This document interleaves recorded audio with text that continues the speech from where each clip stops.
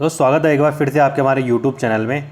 और यहाँ पे जो अशासकीय विद्यालयों में जो नियुक्तियाँ होती हैं, उन अशासकीय विद्यालयों में नियुक्तियों के लिए अब सरकार ने एक एजेंसी का गठन करने जा रही है। तो उस पर एक समिति जो है उन्होंने 5 सदस्य समिति का गठन किया है। और ये समिति बताएगी कि जो अशासकीय विद्यालयों में जो रिक्त पद हैं, उन रिक्त पदों को किस प्रकार से भरा जाना चाहिए। तो अभी तक जो आपको पता था कि जो अशासकीय विद्यालयों में जो निरंतर जो भर्तियाँ होती थी, उन भर्तियों में जो है निरंतर विवाद होता था। तो इस विवाद की स्थिति से निपटने के लिए अब सरकार ने क्या किया है कि उन्होंने कहा कि इसके लिए एक समिति का गठन किया जाएगा और वो समिति अब निर्धारित करेगी कि अशासकीय विद्यालयों में भर्ती कैसे करनी है। ठीक है, मैं पहले थोड़ा सा आपको ये बता देता हूँ जो अशासकीय विद्यालय होते हैं, उन अशासकीय विद्यालयों में भर्ती होती कैसे। देखिए, जो अशासकीय विद्यालय होते हैं इन्हें इंग्लिश में एडेड स्कूल कहते हैं। और इन स्कूलों में जो है LT और लेक्चरर के पद निकलते हैं, LT और लेक्चरर के पद निकलते हैं। और कुछ स्कूल ऐसे हैं जो जहाँ प्राइमरी सेक्शन भी है, तो वहाँ पे जो है प्राइमरी और अपर प्राइमरी के लिए भी जो है वैकेंसी निकलती है। तो देखिए, उसमें होता क्या है कि जहाँ पे ये पद खाली होता है, जैसे किसी विद्यालय में पद खाली होता है, तो वो स्कूल क्या है CO से अनुमोदन लेकर उस पद के लिए आवेदन मांगे जाते हैं। सपोज कोई विद्यालय है, उस विद्यालय में गणित LT का पद खाली है, तो जब गणित LT का पद खाली है तो CO को ये चीज़ बताई जाती है कि सर हमारे यहाँ जो है आवेदन इस पद के लिए आवेदन हम मांग रहे हैं। तो उसके लिए क्या है, एक आवेदन निकाल दिया जाता है। और फिर क्या किया जाता है कि ये अखबार में या विभिन्न जो न्यूज़पेपर हैं उनके माध्यम से है एक विज्ञप्ति निकाली जाती है। तो इसमें क्या करते हैं, तो इसमें बहुत सारे लोग क्या करते हैं, फॉर्म भरते हैं। तो जब आप फॉर्म भरते हैं तो उसके बाद उनकी क्या है, उसमें से सर्वश्रेष्ठ जो 7 अभ्यर्थी होते हैं जिन्होंने फॉर्म भरे होते हैं और जिनकी मेरिट सबसे हाई होती है, तो उनको चूज़ किया जाता है। फिर जब ये 7 चूज़ कर लिए जाते हैं तो इनको बुलाया जाता है किसके लिए, इंटरव्यू के लिए।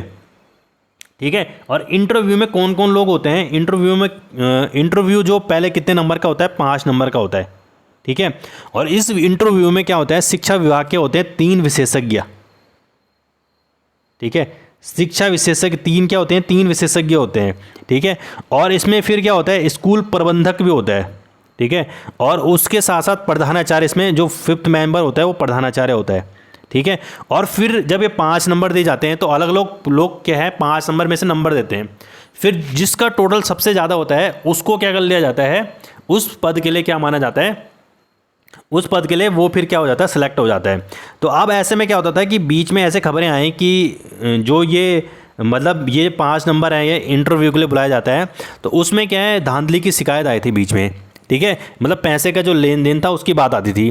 तो जब पैसे का लेन देन की बात आई तो अब सरकार ने इसमें क्या कर दिया, सरकार ने जो हमारे शिक्षा सचिव है इसमें रविनाथ रमन, उन्होंने क्या कर दिया है कि इसके लिए उन्होंने एक समिति का गठन किया है। और समिति के गठन में उन्होंने 5 लोगों को चुना है। वो है अपर सचिव उच्च शिक्षा, सचिव कार्मिक, लोक सेवा आयोग का एक सदस्य और एक विधि सदस्य इनमें शामिल किया गया है। और इनको ये कहा गया है कि आप अपनी रिपोर्ट सौंपें और हमें ये बताइए कि भर्तियां किस प्रकार से करानी है। इससे पहले अगर आप देखेंगे कि इससे पहले अभी बीच में ये बात भी चल रही थी, जो अशासकीय स्कूल है या जो हमारे महाविद्यालय हैं, महाविद्यालय में जो डिग्री कॉलेज है, तो उन महाविद्यालयों में जो शिक्षक और कर्मचारियों की जो नियुक्ति की प्रक्रिया थी, बीच में ये बात चली कि इसको जो कराया जाए वो हम करा सकते हैं अधीनस्थ सेवा चयन आयोग के माध्यम से। लेकिन अभी बीच में क्या हुआ कि इन भर्तियों में भी जो जितनी भी भर्तियाँ अधीनस्थ सेवा चयन आयोग ने कराई, उन भर्तियों में भी क्या है, पैसे के लेन देन या धांधली की शिकायत आए। ठीक है, गड़बड़ी की शिकायत आए। तो जब गड़बड़ी की शिकायत उसमें आई तो अब फिर से ये निर्णय ले लिया गया है कि इनसे ये भर्तियां नहीं कराई जाएंगी, किनसे, अधीनस्थ सेवा चयन आयोग से। तो अब बात आए किससे कराया जाए, तो उसके लिए सबसे पहले समिति का गठन कर दिया। और फिर ये बात चल रही है कि अब जो इनका जो पेपर है या जो एग्ज़ाम है वो उत्तराखंड लोक सेवा आयोग से ही कराया जाएगा, जब तक क्या है कि कोई इसमें निर्णय नहीं आ जाता है। ठीक है, तो अभी इसमें फ़िलहाल तो अभी समिति का गठन कर दिया गया है। ये पहले की बात थी कि अगर समिति आप अपने जो भी यहाँ पे जो भी मतलब समिति जो भी कहेगी उस हिसाब से जो भी निर्णय लिया जाएगा वो सबको क्या है बता दिया जाएगा। तो इसमें देख सकते हैं आप कि विधानसभा और अधीनस्थ सेवा चयन आयोग के माध्यम से भर्तियों में गड़बड़ी के बाद अब सरकार अशासकीय और स्कूलों एवं महाविद्यालयों में पारदर्शी नियुक्तियों के लिए विकल्प तलाश रही है। इसके लिए शिक्षा सचिव रमननाथ की अध्यक्षता में 5 सदस्य समिति की गठन किया गया है, जो भर्तियां किस माध्यम से कराई जानी है इस संबंध में मुख्य सचिव को अपनी रिपोर्ट सौंपेंगे। तो इस समय शासकीय विद्यालयों में LT लेक्चरर या जो महाविद्यालय में प्रोफेसर जो होते हैं उनमें बहुत सारे यहाँ पे अभी जो है पद खाली चल रहे हैं। तो शीघ्र ही क्या है उनमें भर्तियाँ भी आएंगी जब ये समिति अपनी रिपोर्ट सौंप देगी। तो आप जब भी नई भर्तियाँ आएंगी तो आपको हम अपने चैनल के माध्यम से बता देंगे। तो आप जुड़े रहिए हमारे साथ और चैनल को सब्सक्राइब कीजिए। धन्यवाद।